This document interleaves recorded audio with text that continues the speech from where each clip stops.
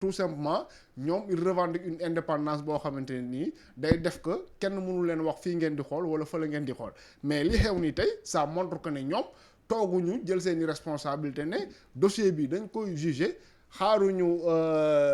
nit wax ñu ne contexte bi c'est chargé xaaruñu nit nañu boo leen condamné Barth wala boo leen ko acquitté loolu dina baax ci contexte politique bi wala du ci baax loolu la justice loolu yoonam nekku ci dafa war a xool li nga xamante ni mooy dëgg mu wax ko te loolu la Sénégalais yi di xaar. Le temps de la justice n'est pas le temps de la politique. Barthélémy Diaz, est-ce que tey jii condamnation ou pas war na mën a dépendre ci contexte politique Georges Nesta? waaw bon du ma wax ne que condamnation ça dépend du contexte politique mais xam nga justice moom parfois ñoom ñooy waxal seen bopp que ne le temps de la justice n'est pas le temps de la politique ok mais parfois nga gis que nag il danse ci le même tempo parce que boo gisee bu ñu demee ba nar a joxe un verdict ñu ko renvoyer ñu ko ne dañuy renvoyer le délibéré au tribunal bu ñu waxee délibéré rek xamal la le juge se donne le temps de réfléchir parce que c'est ça d'ailleurs l'objectif final d'un délibéré le juge se donne le temps de réfléchir bii def nañ ko ñu waroon ko délibérer tey il se donne encore le temps jusqu'au mois de septembre c'est-à-dire qu'il a peut-être certainement ses calculs à faire ces calculs yooyu ce n'est certainement pas de regarder ce que dit la loi l'article X ou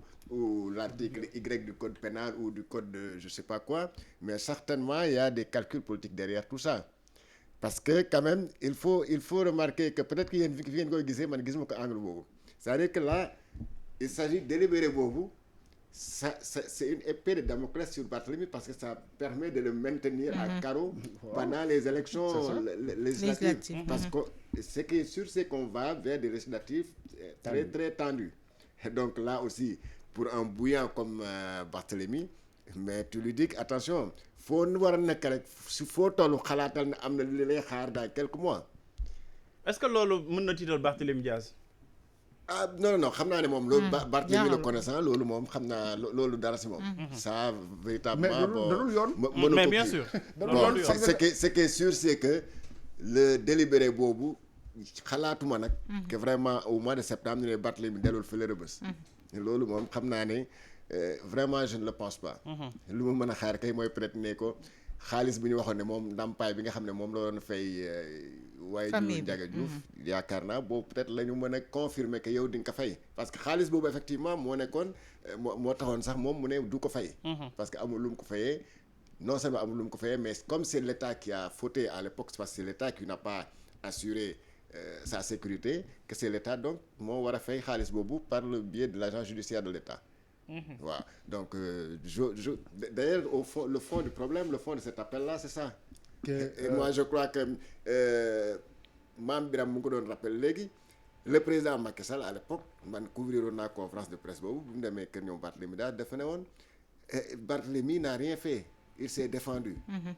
dañ ko agressé mu défendre mais kenn mënu ko topp ci dara donc je crois que rien n'a changé entre-temps à part ce qu'il est devenu président de la République et que maintenant comme ni ñu ko waxee rek et surtout ni ñu koy gisee Sénégal vérité dëgg boo xam ne moom nga doon wëy di ko wax bi nga nekkee opposant boo nekkee pouvoir rek doo nekkatul dëgg mu daal di nekk ay fen pour yow. Mame Birame 2 secondes. li ma bëggoon a préciser rek mooy que lan mooy délibéré maanaam du procès jugement bi def nañ ko juge bi dëgg nga def sa bac ba noppi di xaar résultat. voilà très bien te loolu sax au delà de ça xam nga résultat sax mën nañu wax ne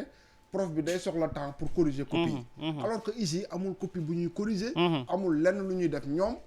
juge nañ déglu nañ ñëpp xam nga lan moo des ñu ne lii lañ dogal mais loolu juge bi nan la ko mën a réfléchir pendant des mois et des mois surtout que nekkul ne au banc des accusés il y a un peloton d'accusés kenn nit la moom mu bëgg ne day réfléchir pendant des mois mais loolu ana cohérence bi et l'autre chose qui Pape Matar nga yemale ko foofu ma yemale ko foofu le projet là mënuñu lañ bët ñan ñooy les commanditaires ñan ñoo envoyé woon Ndiaga Diouf ci Barthélémy Diaz loolu tamit il faut ñu lijjanti ko jërëjëf Mame Birame Wathie jërëjëf Ramatoulaye Sarr jërëjëf Georges Nesta jërëjëf yéen ñuy doon déglu ci 99.0 di leen jox rendez-vous demain incha allah ci beneen keppaar gi. La Coupe d'Afrique des Nations, l'équipe nationale du